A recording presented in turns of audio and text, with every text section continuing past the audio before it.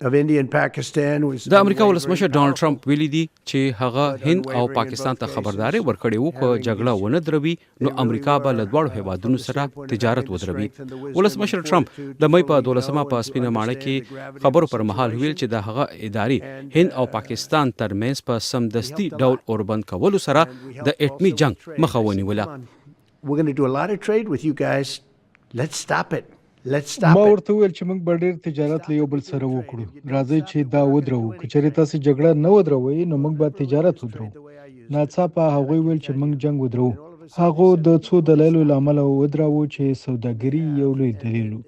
موږ به له هند او پاکستان سره ډېره سوداګري وکړو. موږ له هند سره د سوداګرۍ او تعرفو یا ټیرف په اړه خبرې اترې کوو.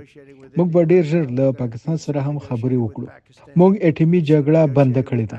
دا کېدای شي یو وحشتناکه ايټمي جګړه وي چې په میلیونونو خلک به یې وژلي وي. زه په دې ډېر ویاړم چې امریکا جګړه ودروله.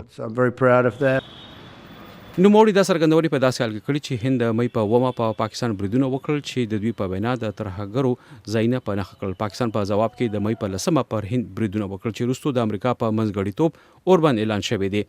د مې په 12 د دواړو هېوادونو د فوزي عملیاتو مشرانو هم ټلیفوني خبرې اترې کړې دي.